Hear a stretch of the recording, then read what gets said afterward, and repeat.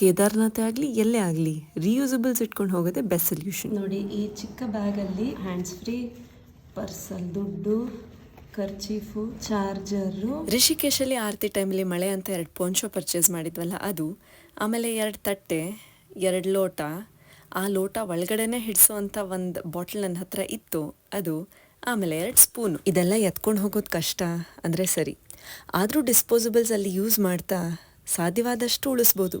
ಹೇಗೆ ಅಂತ ಈ ವಿಡಿಯೋಲಿ ನೋಡಿ. ಬಟ್ ಬಿಫೋರ್ ದಟ್ ನಾನು ಕನ್ವಿನ್ಸ್ ಮಾಡಬೇಕು ದಟ್ ಇದು ಕಷ್ಟ ಇಲ್ಲ, ಭಾರ ಈ ಥರ ಕಟ್ಕೊಂಡ್ರೆ ಏನೂ ಗೊತ್ತಾಗಲ್ಲ ನಿಮಗೆ. ನಂಬರ್ 1, ಪರೋಟ ಏನೋ ಕೈಯಲ್ಲೇ ತಿಂತೀರಾ, ಮ್ಯಾಗಿಗೆ ಯಾಕೆ ಫೋರ್ಕ್ ಬೇಕೇ ಬೇಕು. ಅಕಸ್ಮಾತ್ ಅವ್ರು ಹಾಕಿ ಕೊಟ್ಬಿಟ್ಟಿದ್ರು ವಾಪಸ್ ರಿಟರ್ನ್ ಮಾಡ್ಬೋದು. ಇಲ್ಲ ಫೋರ್ಕ್ ಯೂಸ್ ಮಾಡಲೇಬೇಕು ಅಂದರೆ ತೊಳೆದ್ಬಿಟ್ಟು ಫೋನ್ ಇಟ್ಕೋತಿರಲ್ಲ, ಅದೇ ಪಾಕೆಟಲ್ಲಿ ಫೋರ್ಕ್ ಇಟ್ಕೊಳ್ಳಿ, ಇಡೀ ಟ್ರಿಪ್ಪಿಗೆ ಒಂದೇ ಯೂಸ್ ಮಾಡಿ. ನಂಬರ್ 2, ರಿಯೂಸಬಲ್ಸ್ ಯೂಸ್ ಮಾಡೋ ಅಂಗಡಿ ಆಲ್ಮೋಸ್ಟ್ 0. GMVN ಅದರಲ್ಲಿ 1. ಬಟ್ ಬೇರೆ ಕಡೆ ತಿಂದರೆ ತಕ್ಷಣ ಈ ಥರ ತೊಳೆದು ಫೋಲ್ಡ್ ಮಾಡಿ ಫೋನ್ ಇಟ್ಕೋತಿರಲ್ಲ, ಅದೇ ಪಾಕೆಟಲ್ಲಿ ಇದು ಇಟ್ಕೋಬಹುದು. ನಾನು ಇನ್ಫ್ಯಾಕ್ಟ್ ಇಡೀ ರಸ್ತೆ ಕೈಯಲ್ಲೇ ಇಟ್ಕೊಂಡು ಬಂದೆ. ನಂಬರ್ 3, ಕೋಲ್ ಯೂಸ್ ಮಾಡಿದ್ರೆ ಅಂಗಡಿಯವ್ರಿಗೆ ವಾಪಸ್ ಕೊಡಿ, ಸೋವೆನೀರ್ ಅಂತ ಮನೆಗೆ ತೊಗೊಂಡು ಹೋಗ್ಬೇಡಿ. ನಂಬರ್ 4, ಬೆಗ್ ಬೋರೋ ಸ್ಟೀಲ್. ಯಾರ ಹತ್ರ ಆದ್ರೂ ವಿಂಟರ್ ವೇರ್, ರೈನ್ ಕೋಟ್ಸ್ ಎಲ್ಲ ಇದ್ದೇ ಇರುತ್ತೆ. ಈ ಟ್ರಿಪ್ಗೆ ಇದು ನಮ್ಮ ತಂದೆ ತೊಗೊಂಡು ಹೋಗಿದ್ದೆ. ನಂಬರ್ 5, ಇಲ್ಲಿ ನೀರನ್ನು ನಂಬಿ ನಿಂಬು ಜ್ಯೂಸ್ ಕುಡಿರಿ, ಪ್ಯಾಕೇಜ್ಡ್ ಜ್ಯೂಸ್ಗಿಂತ ಹೆಲ್ದಿ. Number 6, water bottles. ನಮ್ಮ ಗುಂಪಿನ ದೊಡ್ಡವರು ಕೆಲವೊಬ್ರು ನಡ್ಕೊಂಡು ಬಂದರು, ಕೆಲವೊಬ್ರು ಪಿಟ್ಟು ಯೂಸ್ ಮಾಡಿದ್ರು. ಯಾರಿಗೂ ವಾಟರ್ ಬಾಟಲ್ಸ್ ಇಟ್ಕೊಳ್ಳೋದು ಕಷ್ಟ ಆಗಲಿಲ್ಲ.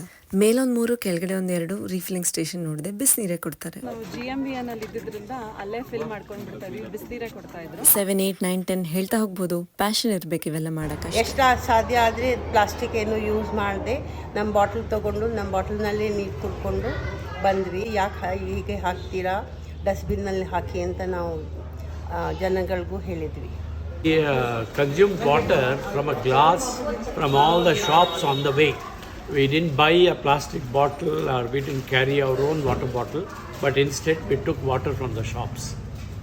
ಬೆಟ್ಟ ಹತ್ತಿದ್ದು ಒಂದು 20 ಹೆಜ್ಜೆಗೆ ನೀರು ಕುಡಿಬೇಕಾಗ್ತಾ ಇತ್ತಲ್ಲ, ಸ್ವಲ್ಪ ಬಾಟ್ಲಿನಲ್ಲಿ ಇಟ್ಕೊಂಡು ಹೋದೆ.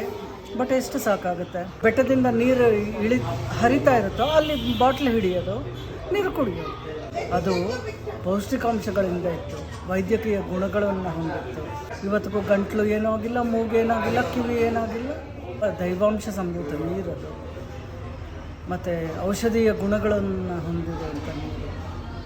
ಅಂಥ ನೀರನ್ನು ಕುಡಿಯೋದಕ್ಕೂ ಒಂದು ಪುಣ್ಯ ಬೇಕು. ಆ ಕೇದಾರನಾಥ ಯಾತ್ರೆಗೆ ಹತ್ತುತ್ತಾ ಪ್ರತಿಯೊಂದು ಹನಿ ನೀರನ್ನು ತೀರ್ಥವಾಗ್ತಾ. ನೆಕ್ಸ್ಟ್ ನೀವು ಕೇದಾರಕ್ಕೆ ಬಂದಾಗ ತೀರ್ಥ ಬೇಕಾ ಅಥವಾ ಮೈಕ್ರೋ ಪ್ಲಾಸ್ಟಿಕ್ ಇರೋ ಜ್ಯೂಸು ನೀರು ಬೇಕಾ? ಅಟ್ಲೀಸ್ಟ್ ಇಲ್ಲಿ ಬಂದಾಗ ಒಂದು ಸೆಲ್ಫಿ ತೊಗೊಳಕ್ಕಾದರೂ ಪರಿಸರನ ಉಳಿಸೋಣ.